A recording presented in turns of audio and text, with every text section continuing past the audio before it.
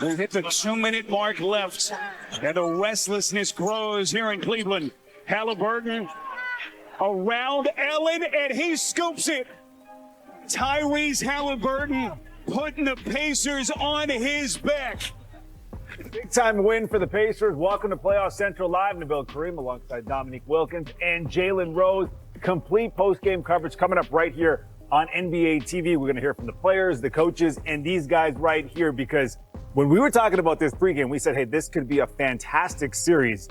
It was a great game one, but the Pacers down the stretch, what did they do in that fourth quarter? Well, the Pacers ran the ball up and down the floor, and they got the Cavaliers out of position defensively. They had too many open shots. I mean, we can't even count the open shots that they had where nobody was even close. So that's where it started. And once they started making three-point shots and getting those type of possessions, it was all downhill for them. And the Cleveland Cavaliers couldn't figure it out for a long time. But when they finally did, they had suspended so much energy. But, the Pacers, they stayed focused, kept their composure, and they was able to get the lead back. You're exactly right, Nick. And the Cavs' posture all season has been defensively.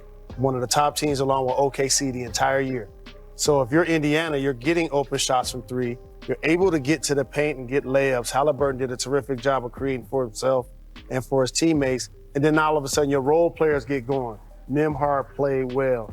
Nesmith played well. You didn't really need a big game from Pascal Siakam or Turner because they did a great job of spreading the basketball around to their role player. As you see McConnell making plays from three and also dropping it off to his teammate as well. The other thing you saw in this game defensively from Indiana, they were really good tonight. They were really good. Guys was moving their feet. They were switching. They were really rotating and getting steals. So they played well, even though they turned the ball over like 15 times, I think it was. But just think what the game would have been if they would have protected the ball a little bit. Yeah, we were talking about that towards the end of the game. At that point, it was 15. It ended up being 17 turnovers for 22 points for Cleveland. Again, they take care of the basketball, and this thing could be a blowout. Absolutely, and Donovan Mitchell did a terrific job of attacking the basket and looking to score. He and Ty Jerome, but it was too much of those two guys. They got to figure a way to get balance, especially if Garland isn't going to play. And I understand Donovan Mitchell is going to be aggressive and probably take 30 shots. But I don't necessarily want to see Ty Jerome coming off the bench taking the number of shots that he took unless he's hot. For me, he has to now get guys involved because that's one of the things that Garland is a 20-point scorer, but he's not a volume scorer. And I think they lost their balance and they lost their way. I think when the Cavaliers was up late in the game and Ty Jerome took that three-point shot, nobody under the basket, no offensive rebound. I think it was a turning point for the Indiana Pacers at that point because it was too many bad threes, late in the game where they couldn't get out of their own way.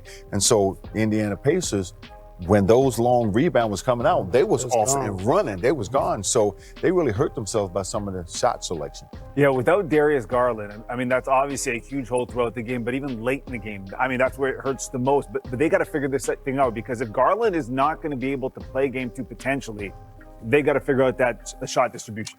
Well, again, you have to get it from other guys early in the game because you can't just depend on Donovan Mitchell to make the big plays every time down. You saw Allen play well early, but kind of in the second half wasn't really heard from. So it's going to come from multiple guys. If Garland is going to continue to be out, someone else is going to have to take that responsibility and help run that offense along with Donovan Mitchell. And Nick, you made a great point about DeAndre Hunter and what he brings to the team. And we know when he got going these last couple of games throughout the playoffs, he was averaging 20 points going into this game based on the previous two. You think they should consider starting him in the next game? I do. And we've talked about that because what that does is give you a really, really good small forward starting for you that you have to know where he's at because he can shoot it and he can put it on the floor to get to the basket. So I think it gives them an advantage. Would you play them other guys shorter minutes, come off the bench like Strus? Of course. But you want to try to get out of the gates early now that you're down 1-0 at home. So DeAndre Hunter has been playing well, and I don't think he had enough possessions tonight in this game. So you're going to have to get him more involved. If you're Cleveland, you're liking what you did on the offensive board, though. I mean, 13 offensive boards leading to 21 points. They had 70 points in the paint. So there are some positives they can take from this. There are, but their big guys have to continue to attack the paint. We saw a couple of highlight plays from Allen where he got drop-offs and he made an incredible dunk over the top. And you saw Mobley be in the paint at points of the game. But just like Jerome's poor shot, Mobley took a poor shot too. And so without Garland, he's now a primary ball handler even more. So now he's bringing the ball up on the right side. He gets a screen from Allen. They have a two-man action. He launches a three. There's nobody in the paint to get the offensive rebound. That was the turning point. And again, you got to know when to take those type of shots. You take that type of shots, you got one or two guys around the basket and get an offensive rebounds, but it was a couple of possessions where there was no one in the paint, and you can't do that in playoff basketball. 121-112, the final here. We're talking about Cleveland. Let's hear from Kenny Atkinson and see what he thought from his perspective in Game 1. Go. We've been talking for days about the speed that they play. When you see it in person. Yeah, it took us a while to get you. I think we finally figured it out. But in the beginning, man, they had us kind